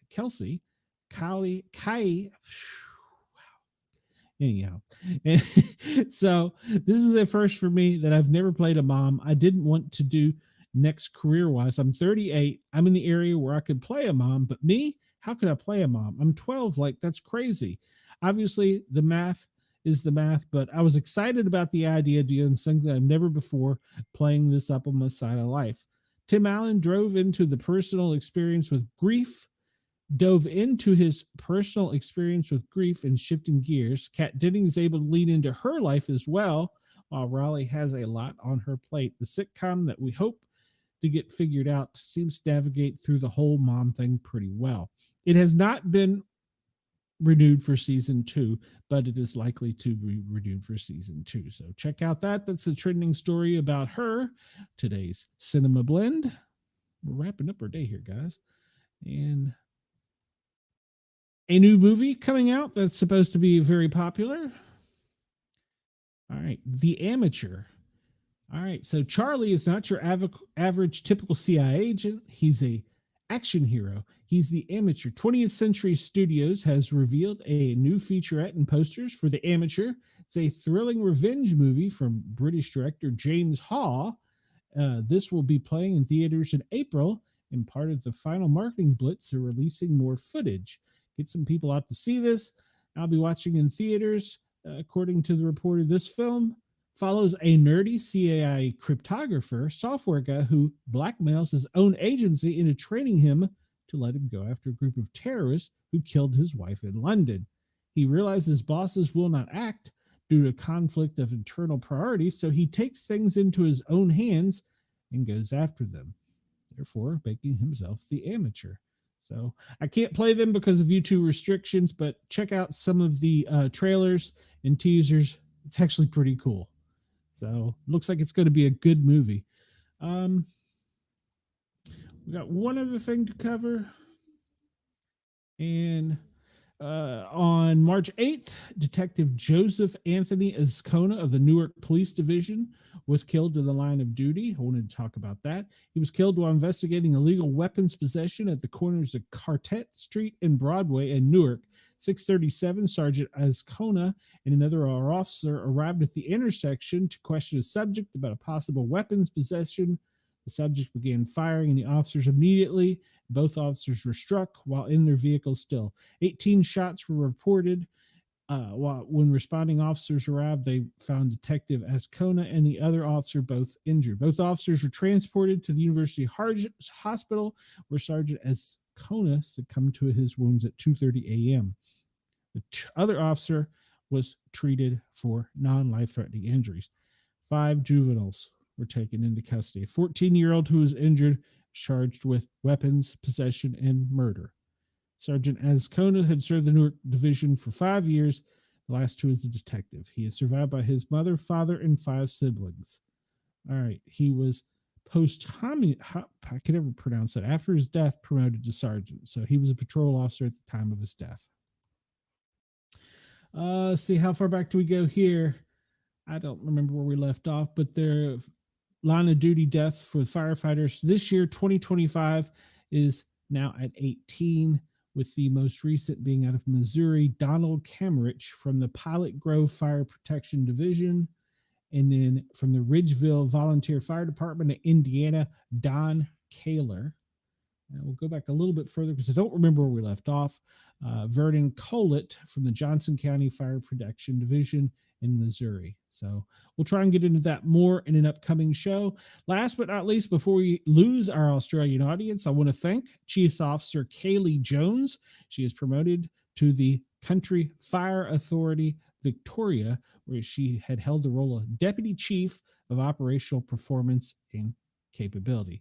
19 years of executive and operational leadership, Kaylee is deeply committed to enhancing volunteer engagement and building capability while driving operational experience in an ever-changing environment. So congratulations to Queensland Fire Department Chief Officer Kaylee Jones on her promotion. You can find more about her by going to the Queensland Fire Department website and looking up the organizational structure. Congratulations to her. She's the first female officer in the Queensland Fire Department. All right. So the only thing I didn't get to was the bracket. I wanted to cover the bracket, but we can do that on another show, because I've talked for 2 hours. I'm sure you guys are bored with me already. I hope I give you the Daily Gazette, and there wasn't too much doom and gloom in there, except for we talked about war. We're going to make it to live another day. So you guys will see me tomorrow at 4 o'clock, 1 o'clock, 1300 East Coast time. Check, I don't have the clock thing brought up, Ross. I'm sorry. World time. Thank you to Radio X in Australia. Thank you to Ross at Yerg's Radio and Rainbow Radio. I want to send out a special shout out to Pine Island, Florida, WZQY for their help in transmitting the Sportcat's daily Gloomy Gazette. So any questions for me, you can look into comments and find my email address at sportcat@protonmail.com, or you can shoot me a message if you go to speakpipe.com/sportcat. And I'm on most social medias as either Sportcat or Sportcat Medic. So you can find me and shoot me a message, friend request. Well, if you send me a friend request, I got a stalker. I'm kind of careful, but I'm more than glad to talk with anyone. And I want to get in the tradition and habit. I was late on Wednesday because of the family events for doing my Wednesday waffle. So I didn't get out till I think Friday morning. So Wednesday, I'm going to try and have my Wednesday waffle put out right after the show. So look for that. And I really want to encourage everybody. It's hashtag Wednesday waffle to do a Wednesday waffle. Or if you want to shoot me a message or video, I would play your Wednesday waffle. So I want to make sure that we get that out there. The Wednesday waffle tells your friends and people that you don't speak to regularly, just current events, what's going on, what you're thankful for, what you're blessed to have. So everybody make sure to try and do your Wednesday waffle. I want to thank my regulars. I appreciate them coming on and supporting me. If you want to jump in the chat, you can come over to YouTube and find it under the Paranormal Guys with a Z, or my personal YouTube channel, although I prefer you go to the show site and drop in the chat and check us out. There's some good people here with Wendell, Chris, Cheyenne, Denise, sometimes Brenda. So we appreciate all of you. But yeah, everybody come check us out. And well, I guess as I started off the show with, good day, good afternoon, and good evening. I hope that wherever you are in the world, you're having a great day and a safe day. Sportcat is out. I will see you tomorrow at 1 o'clock Eastern.